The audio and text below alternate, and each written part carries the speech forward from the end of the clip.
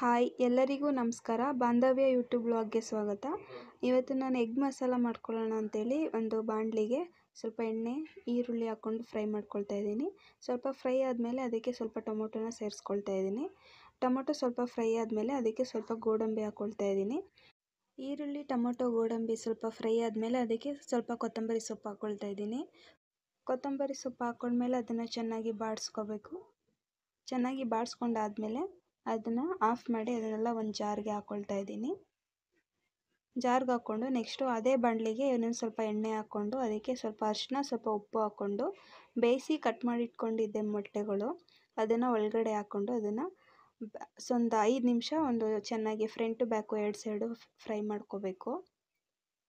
ನೋಡಿ ಈ ಥರ ಒಂದು 5 ನಿಮಿಷ ಫ್ರೈ ಆದಮೇಲೆ ಅದನ್ನು ನಾನು ಮತ್ತೆ ಒಂದು ಪ್ಲೇಟ್ಗೆ ಎತ್ತಿಟ್ಕೊಳ್ತೀನಿ.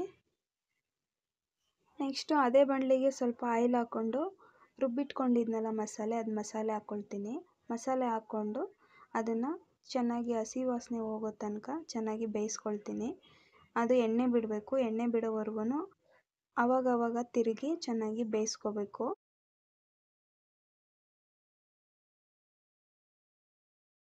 ನೆಕ್ಸ್ಟು ಅದಕ್ಕೆ ಒಂದು ಅರ್ಧ ಸ್ಪೂನಷ್ಟು ಶುಂಠಿ ಬೆಳ್ಳುಳ್ಳಿ ಪೇಸ್ಟು, ಸ್ವಲ್ಪ ಕಸ್ತೂರಿ ಮೆಥಿನ ಹಾಕ್ಕೊಂಡು ಚೆನ್ನಾಗಿ ಮಿಕ್ಸ್ ಮಾಡಿಕೊಂಡು ಅದು ಎಣ್ಣೆ ಬಿಡೋವರೆಗೂ ಚೆನ್ನಾಗಿ ಬೇಯಿಸ್ಕೋಬೇಕು.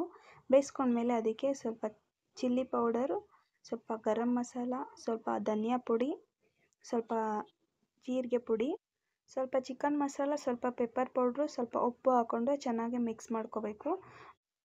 ನೆಕ್ಸ್ಟು ಅದಕ್ಕೆ ಸ್ವಲ್ಪ ನೀರು ಹಾಕ್ಕೋಬೇಕು. ಎಷ್ಟು ಬೇಕು ನಿಮ್ಗೆ ಥಿಕ್ನೆಸ್ ನೋಡ್ಕೊಂಡು ನೀರು ಹಾಕ್ಕೊಳ್ಳಿ. ನೆಕ್ಸ್ಟು ಅದಕ್ಕೆ ಒಂದು 2ರಿಂದ 3 ಸ್ಪೂನಷ್ಟು ಮೊಸರನ್ನ ಹಾಕ್ಕೋಬೇಕು. ಮೊಸರನ್ನ ಹಾಕ್ಕೊಂಡ್ಮೇಲೆ ಅದನ್ನ ಒಂದು 2ರಿಂದ 3 ನಿಮಿಷ ಕುದಿಸ್ಕೋಬೇಕು.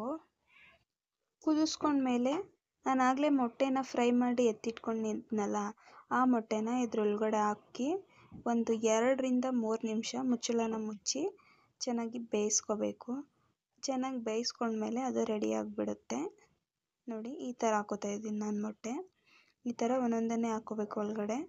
ಹಾಕ್ಕೊಂಡ್ಮೇಲೆ ಒಂದು 2ರಿಂದ 3 ನಿಮಿಷ ಲೋ ಫ್ಲೇಮಲ್ಲಿ ಇದನ್ನ ಮುಚ್ಚಿಬಿಟ್ಟು ಒಂದು 2ರಿಂದ 3 ನಿಮಿಷ ಬೇಯಿಸ್ಕೊಂಡ್ರೆ ರೆಡಿ ಆಗಿಬಿಡುತ್ತೆ ಇದು. 3 ನಿಮಿಷ ಆದಮೇಲೆ ನೋಡಿ ಈ ಥರ ರೆಡಿಯಾಗಿರುತ್ತೆ. ನೋಡಿ ಎಷ್ಟು ಚೆನ್ನಾಗಿ ಬಂದಿದೆ ಅಂತೇಳಿ. ಇದನ್ನು ಅನ್ನ, ಚಪಾತಿ, ರೊಟ್ಟಿ, ದೋಸೆ ಯಾವುದ್ರ ಜೊತೆ ಬೇಕಾದರೂ ತಿನ್ಬೋದು. ಆದರೆ ತುಂಬ ಟೇಸ್ಟಿಯಾಗಿ ತುಂಬ ಚೆನ್ನಾಗಿ ಬಂದಿತ್ತು. ಒಂದ್ಸಲ ಟ್ರೈ ಮಾಡಿ. ನನ್ನ ವಿಡಿಯೋ ಏನಾದರೂ ನಿಮಗೆ ಇಷ್ಟ ಆಗಿದರೆ ಪ್ಲೀಸ್ ಸಬ್ಸ್ಕ್ರೈಬ್ ಮಾಡ್ಕೊಳ್ಳಿ, ಲೈಕ್ ಮಾಡಿ, ಶೇರ್ ಮಾಡಿ. Thank you friends.